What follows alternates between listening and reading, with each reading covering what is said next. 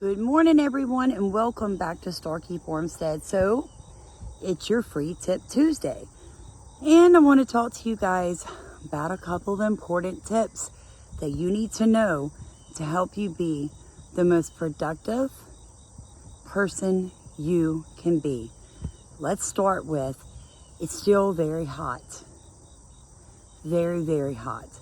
So you need to be getting up before the sun is fully in the sky and getting your gardening done. So if you want to do transplants, do them in the evening. Give your plants their best chance at surviving transplant shock, because that's a real thing. And if you put your plants out right now and then that brutal sun comes up and the temperature hits 115 degrees, chances are you're going to stress them out so bad they're not going to survive, or they're going to be weak. And if a plant is weak, it encourages pest and disease. So there's your first tip. Get your plants transplanted in the evening, okay? Now, your second thing, get your watering done either very early, like right now. You guys know that my garden gets 12 hours of direct sun a day. The sun is just coming over the tree line behind me. Now is when I do my watering, right now, okay? I water late in the evening and I water early in the morning. If you are going to direct seed, especially this time of year, it's very hard to keep your soil moist for your seeds to germinate with this kind of heat, this dry, intense heat when we've had no rain. So a couple of things that you can do, guys, to help you have a higher germination rate in this heat is, number one, make sure that you check the seed germination rate chart. What do I mean by that? I mean, make sure you aren't planting something that does not germinate in temperatures above 85 degrees. Now, they're not talking about air temperature. They're talking about soil temperature. And now let me make another point. If you till your soil, or if you no-till without mulch, your soil temperature on that bare soil is going to be hotter than the air temperature. So if it's 115 degrees up here, your soil is probably around 130 to 150 degrees. Nothing is going to germinate in that except possibly weeds.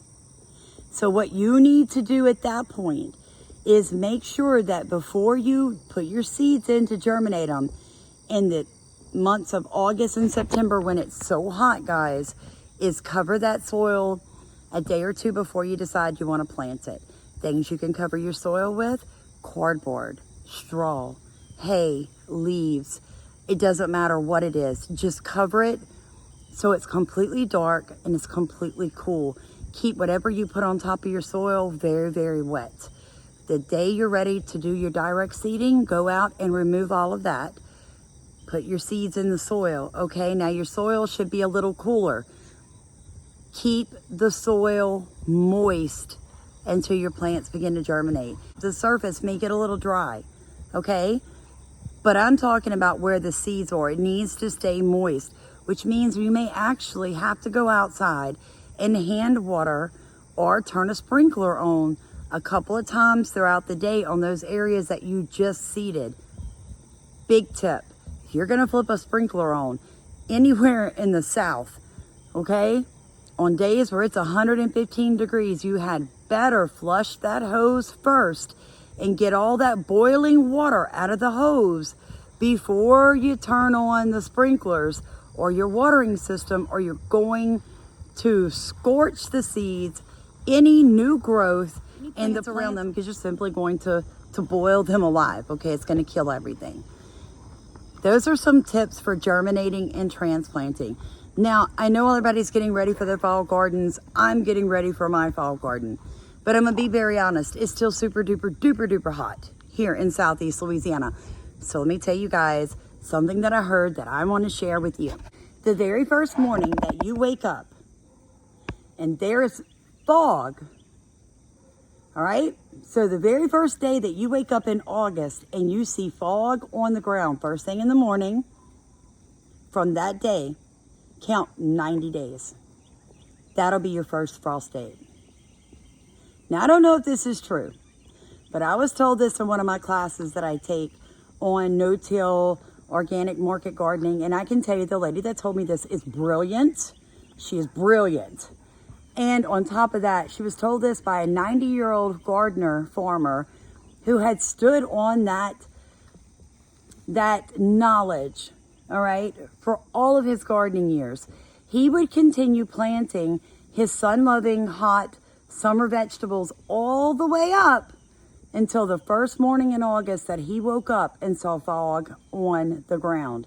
At that point, he put no more summer or hot-loving, long harvesting fruits and vegetables in the soil. What I mean is anything that's going to take longer than 60 to 90 days for you to harvest. None of those plants went back into the soil. And the reason is he simply would not have time to harvest them before the first frost. Now, here in Southeast Louisiana, I have been waiting. I'm getting up every single morning. I'm having Steven check when he first wakes up at 5 o'clock.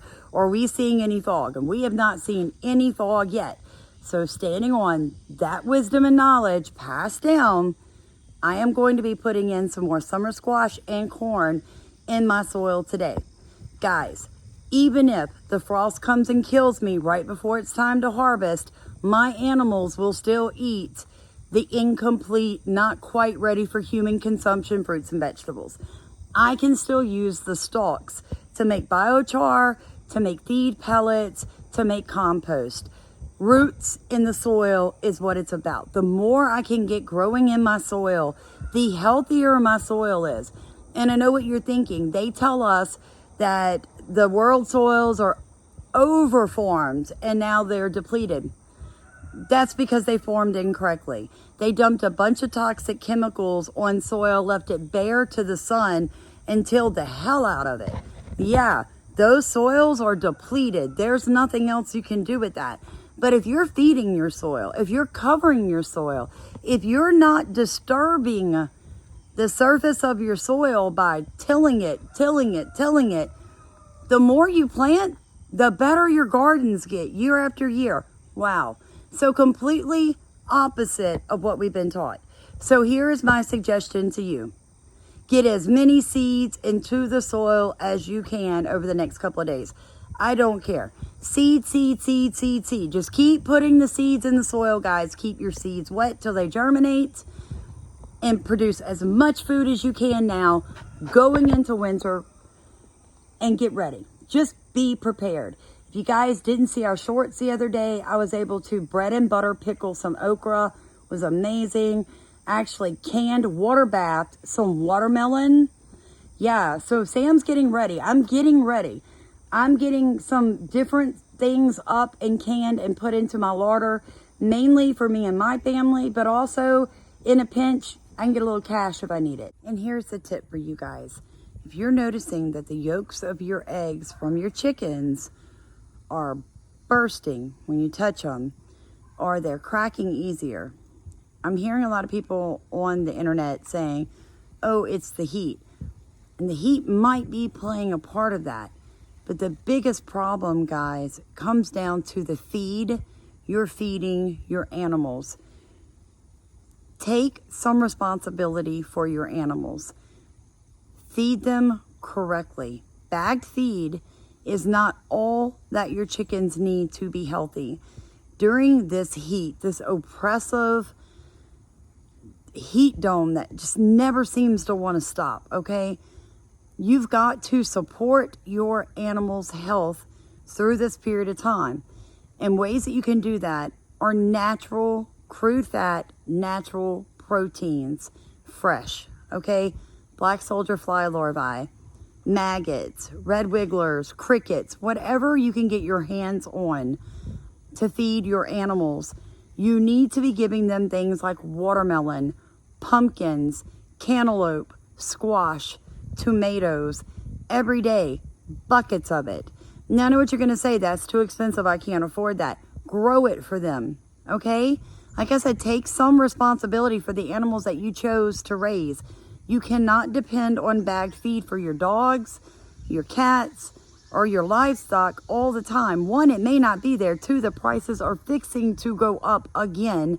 And three, there are so many toxic chemicals and preservatives in that food that your animals are getting the bare minimum of nutrition that they need. And what they eat is what comes out of them in the form of eggs and poop and urine. You get my meaning. If you're giving them subpar feed because it's cheaper or it's easier, well, your eggs are going to be subpar eggs. You're going to be low in nutrition in those eggs. The calcium's just not going to be there. And guys, you brought these animals on your property and they deserve better. It is your responsibility to educate yourself. I say this a lot. I'm just to the point where I'm hearing people complain about things that simply can be fixed by proper nutrition, yet they're just determined that they're going to stick with the bag feed. I've actually had people tell me, when I say that I natural feed my dogs, that I don't agree with bag feed to be fed to them 100% of the time. And they're saying, so what you're trying to say is bag feed is bad? Yeah, that's exactly what I'm saying. Just like that frozen dinner that we all eat sometimes and we just simply don't want to have to do a home cooked meal. I mean, hey, I'm human. I don't always home cook my meals, but I'm not going to delude myself into believing that what I'm eating, even if it says organic and all natural, is actually good for me. Like, at some point, you have to quit buying into the lies. Just because somebody formulated some group of vitamins together and they tell you that that is exactly what your animal needs, does not mean that's exactly what your animal needs. Certain fruits and vegetables and herbs grow during certain times of the year because that is actually what you, your livestock, and your pets need to be healthy. So look at the season you're in. Look at the environment you're in. What is growing naturally? Feed that to your chickens. If you want them to be healthy, you want stronger, better eggs, feed that to your chickens and watch it all turn around in your favor. God bless you. So God bless you. Please like, comment, and subscribe for more amazing videos on Free Tips for Tuesdays.